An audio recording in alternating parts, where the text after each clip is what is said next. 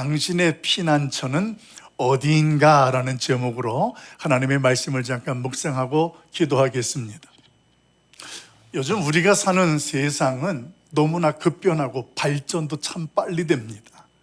그리고 겉으로 보게 되어지면 얼마나 화려하고 안정감을 주는지 모릅니다.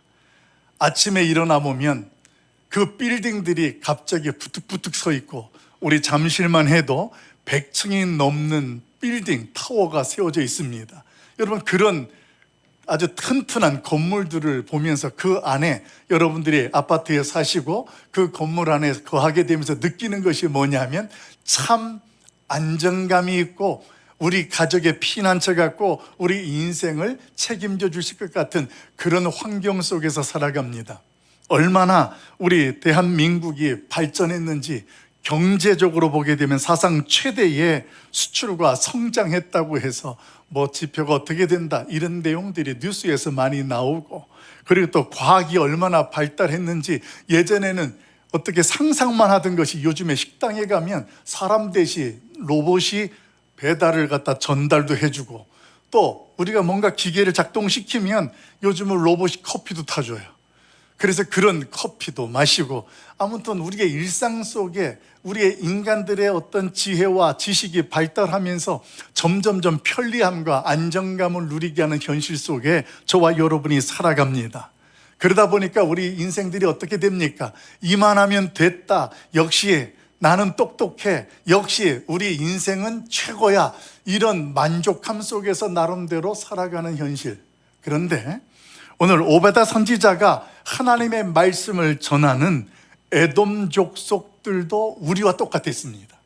여러분, 이 오베다라는 성경책은 하나님께서 오베다 선지자를 불러서 어느 민족을 대상으로 하나님의 말씀을 전하게 했냐면 에돔 족속에게 전하게 했습니다. 여러분, 에돔 족속 그러면 우리가 언뜻 기억이 나죠? 어떤 기억이 납니까?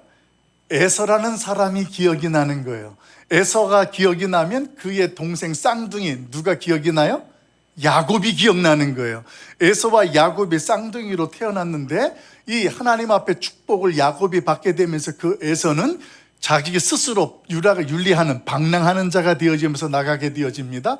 그러면서 에서를 중심으로 한 민족이 세워지고 나라가 세워졌어요. 그 민족이 어느 민족?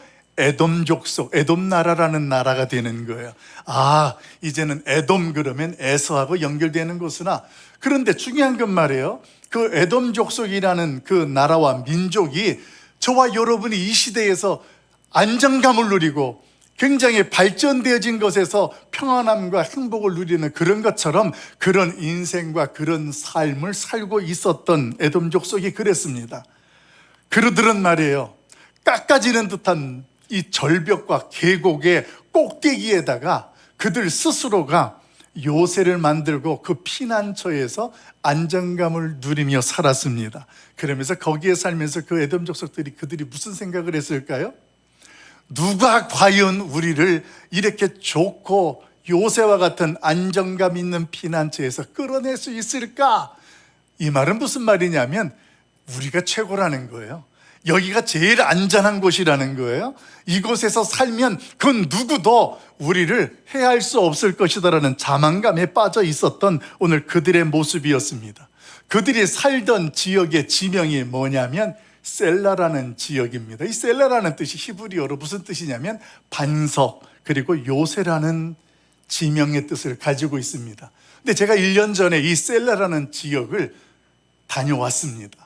그래서 그 셀라라는 지역을 가서 요르단에 있는 그 지역을 제가 방문했는데, 오늘 여러분 우리 요르단에 있는 셀라라는 지역으로 한번 여행을 잠시 떠나볼까요? 예, 지난번 보여드린 것처럼 이 요단강을 중심으로 해서 이쪽과 저쪽으로 나뉘어지는데 이스라엘과 요르단이라는 곳으로 나누어져요. 제가 갔던 지역은 파란 점들이 찍어져 있는 요르단, 예, 남쪽부터 북쪽까지 그 지역을 전체로 훑으면서 굉장히 다녔는데, 그 중에 저와 여러분이 오늘 살펴보는 데가 어디냐면 페트라라는, 여러분 지명 박물관 이야기 많이 들어보셨을 거예요. 거기에서 북쪽으로 조금 위에 올라가면 셀라라는 지명, 여러분 지명 글자가 좀 색다르게 표시되어 있는 것 있죠? 여기가 오늘 에돔 족속이 살던 셀라라는 지형이었습니다. 그 지형을 가게 되어지는데 그 지형의 모습이 보면 이렇게 되어져 있습니다. 그 지형 굉장히 맞아요. 예, 계속 그렇게 보여주세요. 이 셀라라는 요새가 있는데 이게 절벽으로 되어져 있어요. 그럼 그들은 어디에 살았냐면 저 절벽 꼭대기에서 살고 있었다라는 것입니다. 이 셀라라는 요새를 저희가 찾아가서 이제 거기로 올라가는 거예요. 예, 제가 이렇게 하면 계속 보여주면 됩니다. 이렇게 생겼습니다. 저 꼭대기를 올라가려면 이렇게 굉장히 험하고 경사진 것을 오르막길을 올라가야 돼요. 이렇게 올라가는데 해발 880m 정도를 이 고산지역 뜨거운 데로 올라가는 그 꼭대기 올라가게 되어지면 2,000평 정도 규모가 되는 넓은 평지가 나와요. 예, 다음 사진도 계속 보여주세요. 이제 거의 정상에 올라왔습니다. 사진 중간에 보게 되어지면 이렇게 구멍이 뚫려진 토굴 같은 것이 있어요. 여기가 주거지였습니다.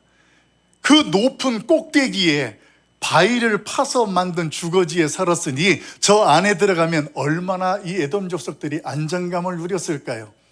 아무도 못 올라와요. 높은 곳이에요. 해발 880m. 그리고 페트라라는 박물관에서 북쪽으로 55km로 올라가면 거기에 이 셀라라는 지역에 이런 지역 꼭대기에 돌을 파고 살고 있으니 이들이 얼마나 거기에서 야, 여긴 천하의 요새야. 누가 우리를 여기에서 끌어내겠느냐. 이런 생각 속에 살 수 있을 만한 곳입니다. 그리고 볼까요? 그리고 난 뒤에 그 꼭대기 올라가면 저 꼭대기가 막루입니다. 막루라 그러면 그 꼭대기에서 저 밑에 어떤 일들이 있고 누가 혹시라도 이곳을 침범하는지를 이렇게 지켜보는 그런 막루예요. 저 막루에서 이 전체를 지형을 바라보는 그 지역 꼭대기 저렇게 만들어져 있습니다. 그 주변을 보게 되어지면 볼까요? 그 주변에는 이렇게 양쪽에 사면으로 다 어떻게 되어 있어요? 이렇게 깎아지는 듯한 절벽 같은 걸로 구성이 되어 있으니까 누가 봐도 이건 천연 요새입니다. 저 위에 2,000평 되어지는 그 넓은 땅에서 살고 있다고 상상해 보십시오. 거기에서 학교도 만들었어요. 제가 직접 가보니까 그 지역이 얼마나 있을 것들을 다 갖추고 있는 거예요. 여러분 지금 저와 여러분은 사진으로 여기 금방 올라왔잖아요. 제가 저기에 올라가면서 영상을 찍으면서 올라갔어요. 우리 영상 한번 볼까요? 그대로 보여주셔도 돼요. 이게 숨소리예요.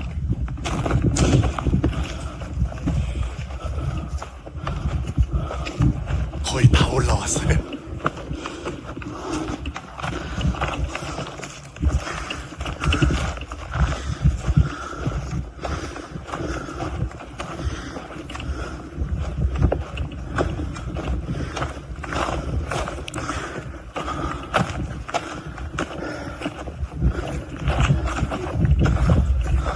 예, 여기에서 멈춰주세요.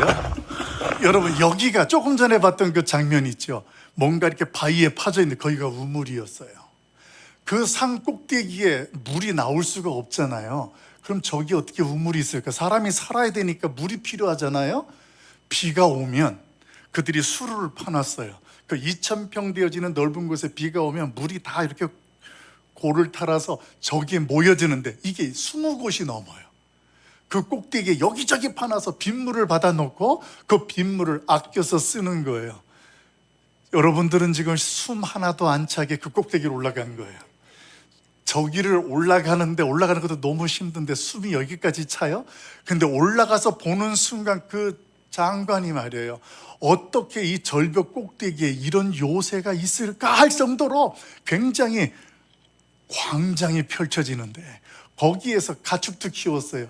그 절벽 길을 올라가고 꼭대기다 키우려면 여러분 짐승 중에서 절벽을 제일 잘 타는 짐승이 떠오르죠. 예, 염소예요. 염소가 그 골짜골짜기를 염소가 올라가는데 거기로 올라가면서 염소들이 힘들었을 거잖아요. 제가 그것을 방문했을 때 그 골짜기 같은 계단같이 생긴 바위마다 뭐가 있을까요? 염소의 분비물이 있는 거예요. 그 꼭대기에서 아무런 짐승의 위협도 없으니까 거기에서 염소조차도 피난처가 되는 거예요. 안정감을 누리는 거예요. 거기서 그렇게 살고 있던 이 에돔 족속들. 그런데 오늘 저와 여러분은 이런 질문이 생기는 거예요. 왜 그렇게 안전한 피난처에서 요새와 같은 그 살던 에돔 족속에게 하나님은 오베드야 선지자를 불러서 그들에게 심판의 메시지를 전하게 했느냐라는 거예요. 이걸 저와 여러분이 알아야 돼요. 그들이 그렇게 안정감을 누리고 피난처에 살고 있던 그들이 하나님의 심판을 메시지를 받게 된 이유는 이 시대에 살아가는 저와 여러분의 모습과 너무도 똑같기 때문에 심각한 거예요. 그들처럼 우리는 내가 뭔가의 피난처 같은 것들을 붙잡고 있어요. 이게 나를 보호해 줄 것 같아요. 나를 지켜줄 것 같아요. 어떤 것들이 있습니까? 어떤 사람들은 통장에 있는 잔고가 내 노후를 책임질 것 같아요. 이게 우리의 피난처예요. 어떤 사람들은 안정된 직장에 취직만 해. 원하던 거기에 이제 취직이 됐어요. 그럼 그게 우리의 안정감을 주는 피난처라고 생각을 해요. 어떤 사람은 다른 사람들보다 탁월하게 인간관계도 탁월하고 도덕적 우월주의에 빠져서 나처럼만 살면 된다고 하는 생각 속에서 오늘 자신 스스로가 이렇게 사는데 별 문제는 없을 것이다라는 판단 속에서 오늘 살아가는 사람들도 있습니다. 여러분, 오늘 그러면 그런 모습 속에 하나님이 오베드 선지자를 보냈던 에돔 족속의 모습과 우리의 모습이 뭐가 다를까요? 성경은 말이에요. 오늘 그들에게 첫 번째로 심판의 메시지를 듣게 되는 이유를 3절에서 이렇게 선언해 줍니다. 우리 3절 말씀 같이 한번 읽어봅니다. 같이 봐요. 시작. 너의 마음의 교만이 너를 속였도다. 바위 틈에 거주하며 높은 곳에 사는 자여, 내가 마음에 이르기를 누가 능히 나를 땅에 끌어내리겠느냐 하니. 아멘. 여러분, 오베다서가 1장 한 장으로 준비됐습니다. 1절부터 21절까지 있어요. 그런데 거기에서 3절에 이 에돔 족속을 향해서 선언하는 메시지가 있어요. 뭐라고 선언합니까? 너의 마음에 교만이 너를 속였구나. 한마디로 무슨 이야기입니까? 이 교만한 자들아, 이 이야기를 하고 있습니다. 왜 그들이 교만한 것에 대해서 그 다음 설명들이 부가적으로 설명해 줍니다. 어떤 내용입니까? 바위 틈에 거주하며, 거기가 지명이 어디라고요? 셀라라는 지역이에요. 그 꼭대기, 해발 880m 되어지는 그 꼭대기에 살고 있던 그들, 오늘 그들의 높은 곳에 사는 자여, 내가 마음에 이르기를 누가 능히 나를 땅에 끌어내리겠느냐. 이렇게 피난처 요새와 같은 데 있는데 뭘 내가 큰 문제가 있겠느냐, 이렇게 생각하는 그 교만한 그들, 결국 오늘 하나님 앞에 심판의 메시지가 들려지게 된 이유는 자기 자신을 속이는 교만에 빠져서 그 교만으로 인한 죄악들이 결국은 심판을 받게 되었다라는 겁니다. 우리 구체적으로 한번 살펴봅시다. 에돔은 우리가 처음에 말씀을 드린 것처럼 야곱의 형제의 나라입니다. 그런데 이들이 이 높은 이 셀라라는 피난처에 거하고 살면서 그 시기적으로 주전 586년 바벨론에 의해서 남유다가 망할 때 이 에돔 족속이 어떻게 했을까요? 그거 봐, 우리는 이 높은데 안전한 피난처에서 살고 있으니까 별일이 없잖아. 그러면서 형제 나라가 망해가는 걸 보면서 그들은 멀리 서서 비웃고 조롱하기 시작합니다. 형제 나라잖아요. 야곱과 에서는 형제잖아요. 그런데도 오늘 그들 속에 자신들의 안정감, 자신들의 천연 요새의 피난처에 있는 현실 속에 만족하면서 오히려 이 교만함이 형제의 고통 속에서 조롱하고 비웃는 모습. 그런데 더 중요한 것은 뭐냐면 오늘 그 가운데에서 누가 우리를 땅으로 끌어내랴, 그들 속에 하나님이 있어요, 없어요? 없어요. 여러분, 지금 굉장히 중요한 영역입니다. 분명히 하나님의 택한 민족의 후손이잖아요. 그런데 후손 가운데에 유리하는 자가 되어지고 방랑하는 자가 되면서 그들 가운데에 자기들 스스로 이루었던 이 세라라는 지역의 피난처 요새에 거하여 살면서 거기에서 자기들 스스로 만족에 빠진 거예요. 여러분, 교만이라는 것에 대해서 먼저 우리가 정의를 해봅시다. 이 교만해지게 되어지면 먼저 우리에게 교만 그러면 잠언서에 있는 말씀이 딱 떠올라요. 뭐가 떠오릅니까? 교만은 패망의 선봉이다, 이 말이 떠올라요. 교만하면 망하게 돼. 맞아. 그런데 여러분, 이게 단순하게 그냥 처음 시작해서 결론으로 가니까 실감이 안 되는 거예요. 왜 교만하게 되어지면 망하게 되는지 아세요? 교만하게 되어지면 교만이 우리 자신을 속여요. 그 속이면서 뭐라고 이야기하냐면, 그 어떤 것이 너의 피난처가 될 거야. 이게 너를 지켜줄 거야. 이게 너를 보호해 줄 거야. 어떻게 표현합니까? 너가 이 세상에서 최고야. 너가 가지고 있는 그 기술, 네가 서 있는 그 권세, 권위, 위치, 직책, 이것이 너를 지켜줄 거고 보호해 줄 거라는 것. 그래서 우리 스스로가 자긍심을 갖는 건 좋은데, 이 자긍심에서 선을 넘어서면서 역시 내가 봐도 내가 대단해? 그 순간 이 교만이 우리의 눈을 가려요. 아무것도 안 보이게 만들어요. 그러면서 우리가 어떻게 되는지 아세요? 그것만 바라보고 그것만 추구하고 살아가게 되어져요. 이것만 있으면 내 인생 아무것도 걱정이 없어. 이것만 있으면 어떤 문제가 생겨도 다 해결될 수 있다는 것으로 그걸 추구하는 모습으로 살아가요. 여러분, 이것을 거짓 피난처라고 저는 설명하고 싶어요. 교만은 말이에요, 우리 자신을 속여서 그것이 우리의 진짜 피난처인 것처럼 착각하게 만들어요. 그렇게 착각되어지면 그 거짓된 피난처, 그 세상의 가치를 나는 추구하면서 살아가는 거예요. 그걸 성경은 뭐라고 설명하느냐? 하나님이 없고 자신을 보호해주고 지켜줄 것처럼 추구하고 하는 것을 우상 숭배라는 것으로 이야기하는 거예요. 자, 그러면 우상 숭배라는 것 자체에 대해서 우리 같이 한번 이제 말씀을 통하여서 묵상해 보려고 합니다. 여러분, 오늘날 우리의 교만이라는 것이 우리의 삶 속에 들어왔습니다. 그러다 보니까 이 세상의 가치가 하나님이 있어야 될 자리에 그것이 자리하고 있어요. 그것을 갖다가 우리는 어떻게 생각하느냐?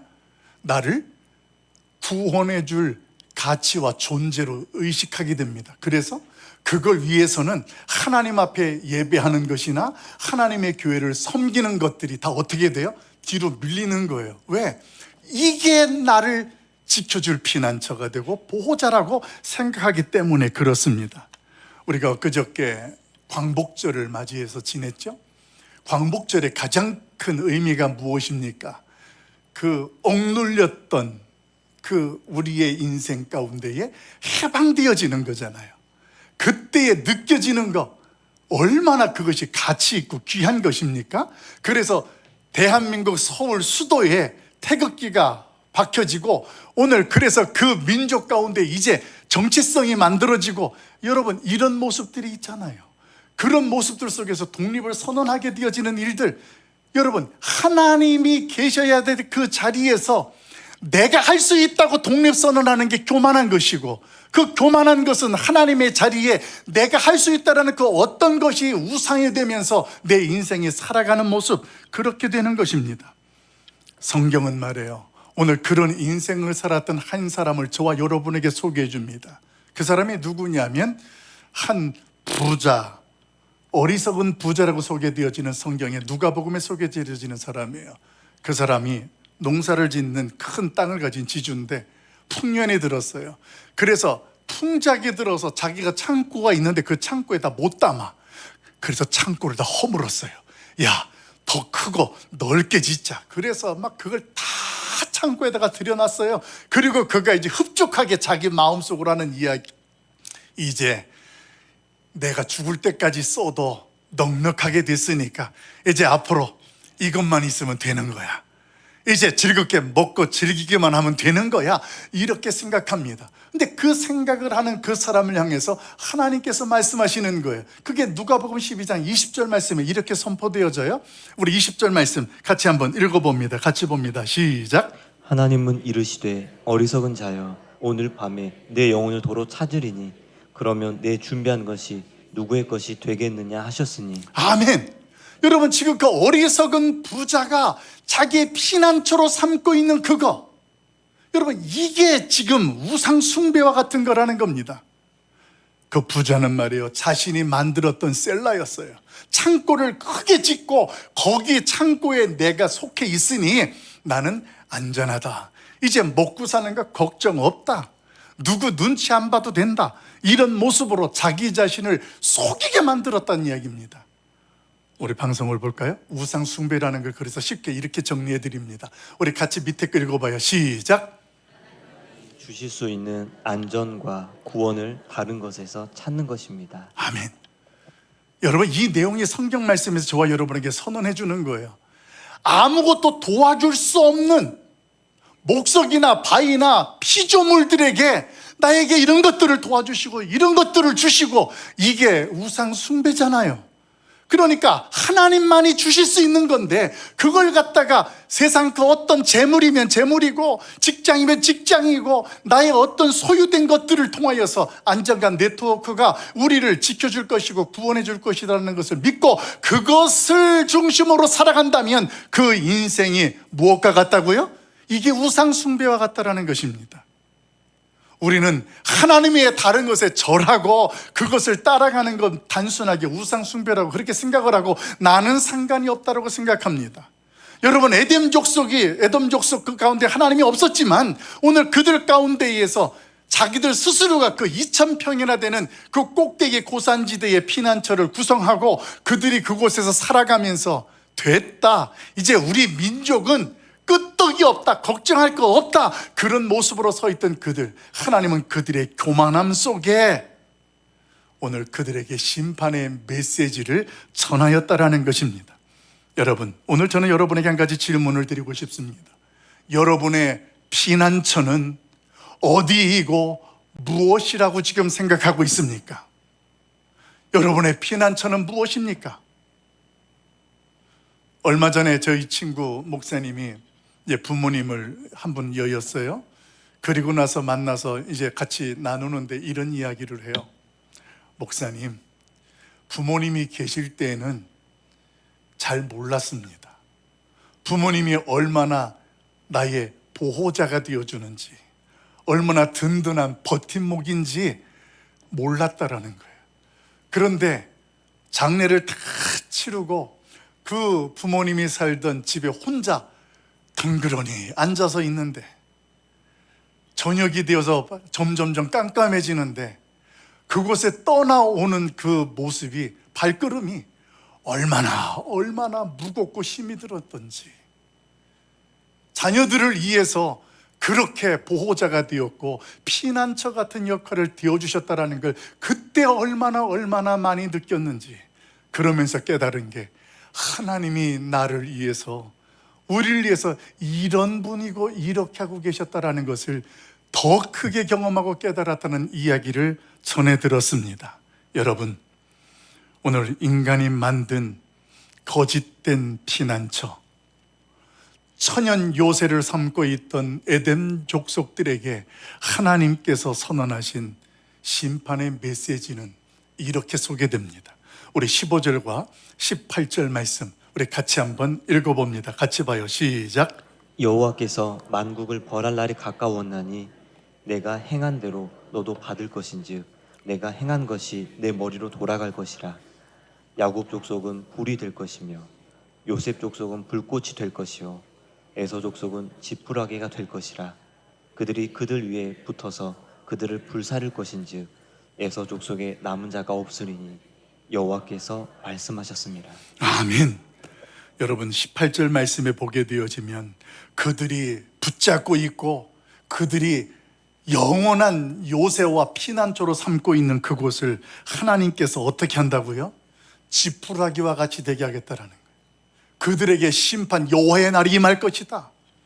오늘 그들 가운데에 마지막 보게 되어지면 요셉 족속에 남은 자가 있어요, 없어요? 없으리니. 그들이 그렇게 자부심을 가지고 붙잡고 있고 여기에 있으면 짐승도 외적으로부터도 안전하다고 생각했던 그 피난처 셀레라는 지역, 그런데 그 지역에 살던 그들에게 하나님이 심판의 메시지를 전하는 거예요. 너희가 믿고 붙잡고 있는 그거 아무것도 아니다. 지푸라기와 같이 될 것이다. 그리고 너희 에돔 족속은 남은 자가 하나도 없을 것이다. 이런 말씀으로 선포되고 있다는 것입니다. 여러분, 하나님은요 만홀히 여김을 받지 않으시는 분입니다. 우리가 심은 대로 거두게 하시는 분이 하나님이에요. 유다 족속이 멸망할 때에 축배의 잔을 들면서 멀리 서서 그거 봐, 우리처럼 이런 안전한 피난처가 있어야지. 너희는 거기에 살다가 지금 망하게 되어지고 예루살렘도 불타버리고 허물어지고 너희들은 포로가 되어지는 모습, 이런 모습에 대해서 비웃던 16절의 에돔, 오늘 그들을 향하여 하나님이 뭐라고 말씀하세요? 너희가 행한 대로 진노의 잔을 마시게 될 것이다. 이 말씀이 그들에게 선포되었다라는 것입니다. 여러분, 스스로 구원하려는 자는 어떻게 되는가? 반드시 망하게 됩니다. 이게 성경이 선언해 주는 메시지입니다. 그러면 저와 여러분에게 앞으로 소망이 있습니까? 있습니다. 오늘 성경 그 얘기를 해주는 거예요. 에돔 족속을 통하여서 우리에게 깨닫게 하는 거예요. 너희가 지금 피난처로 삼고 있는 것이 뭐냐? 너희가 나를 지켜주고 보호해 줄 것이라는 그것을 붙잡고 있느냐? 그러면 너희는 에돔 족속처럼 이렇게 될 것이다 라는 거예요. 그러면서 성경은 저와 여러분에게 그렇다면 기억하라는 것입니다. 하나님께서 저와 여러분에게 진짜 피난처가 무엇인지를 하나님이 보여주는 거예요. 오늘 그 피난처를 보여주기 위해서 하나님께서는 우리에게 예수 그리스도를 보내주셨습니다. 에돔 족속은 형제가 죽어갈 때 멀리서 구경하며 조롱했습니다. 그런데 저와 여러분을 사랑하시는 하나님께서는 독생자들 예수 그리스도를 보내셔서 우리가 죄와 허물로 죽었을 때 오늘 그 예수 그리스도께서는 멀리 서 계시지 않았습니다. 인간의 몸을 입고 이 땅에 찾아오셨습니다. 그리고 저와 여러분 곁으로 오셨어요. 그분은, 에돔은 유다의 환난에 대하여서 축배를 들었지만 예수님은 십자가에서 저와 여러분이 감당해야 될 저주와 고난을 대신 감당하셨습니다. 우리가 받을 여호와의 심판을 오늘 예수 그리스도께서는 십자가로 대신 받아내셨다라는 것입니다. 이 시간 나의 교만이 우리를 속이며 보여주며 이것이 너의 인생을 책임지는 피난처가 될 것이다라고 말하는데 여기에 쏙지 마십시오. 우리의 영원한 반석이 되시는 예수 그리스도의 십자가 앞에 머무는 성도가 되고 우리의 인생이 되길 예수님의 이름으로 축원합니다. 오늘 우리의 피난처는 예수 그리스도입니다. 오늘 성경은 그것을 17절에서 이렇게 선언해 줍니다. 우리 17절 같이 한번 읽어봐요. 같이 봅니다. 시작.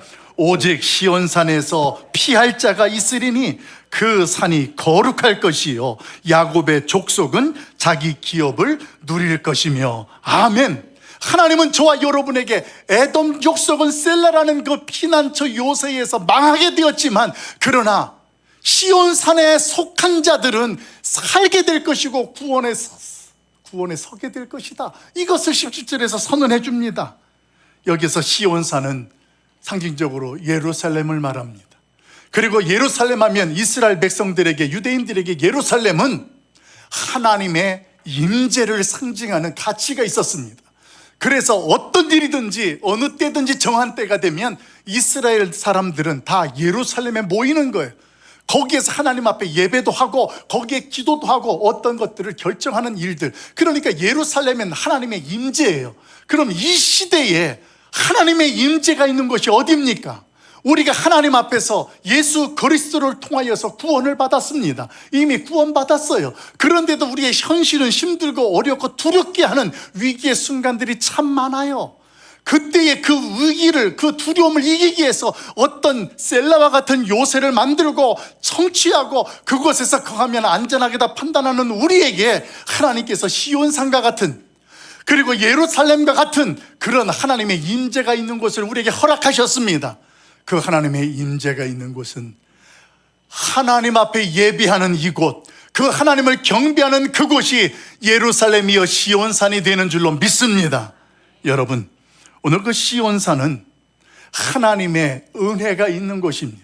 하나님의 은혜가 있는 거룩한 산입니다. 그래서 예배를 드릴 때에는 우리가 하나님 앞에서 성도라 칭함을 받고 성도가 누릴 수 있는 은혜들을 경험하는 거예요. 그럼 왜 이 하나님의 임재가 있는 곳이 거룩하다 말하느냐? 거기에는 인간의 어떤 공로나 인간의 노력이 없어요. 오직 뭐만 있어요? 십자가의 은혜, 하나님의 사랑만 있는 거예요. 그래서 하나님께 예배 드릴 때에는 내가 어떤 직책을 가졌든지, 내가 얼마나 많은 것을 소유했든지 그런 것들이 아무런 소용이 없어요. 오직 하나님의 은혜 앞에서 여기 있는 거예요. 그래서 하나님께 예배하는 거예요. 오늘 그 자리가 무슨 산? 시온산이라는 거예요. 사랑하는 성도 여러분, 우리 가락 성산교회, 하나님 앞에 은혜로 나오는 저와 여러분은 이곳이 하나님의 임재가 있는 영원한 피난처가 되는 줄로 믿습니다. 여러분, 구약시대의 노아 때에 홍수가 나서 모든 사람들이 위기가 닥쳤습니다. 어떤 사람들은 높은 산으로 도망가고, 어떤 사람들은 높은 튼튼한 성곽 안에 그들이 있으면 안전하다라고 생각했습니다. 그런데 어떻게 되었습니까? 40일 주야로 비가 내려서 이 세상 모두가 다 잠겼어요. 나름대로 피난처라고 준비하고 붙잡고 있던 것들이 아무런 소용이 없었습니다. 그런데 오직 유일하게 하나님이 설계하시고 준비하게 하신 방주에 거한 자들에게만 오늘 하나님의 은혜와 구원이 임하였던 줄로 믿습니다. 여러분, 그 노아 시대의 방주가 이 시대에 하나님께서 저와 여러분에게 구원의 길로 예비하신 예수 그리스도의 그림자가 되는 거예요. 그래서 예수님을 믿는 자는 누구든지 죽지 아니하고 은혜로 구원을 받게 된다는 것입니다. 사랑하는 성도 여러분, 오늘 그 하나님께서 저와 여러분에게 선해주시는 선약의 말씀이 21절에 이렇게 선언됩니다. 구원받은 저와 여러분에게 21절 같이 한번 읽어볼까요? 시작. 구원받은 자들이 시온산에 올라와서 에서의 산을 심판하리니 나라가 여호와께 속하리라. 아멘. 구원받은 자들이 시온산에 올라와서 하나님의 임재를 경험하고 예배하고 경배하고 천국을 경험하면서 그 다음 이야기를 보세요.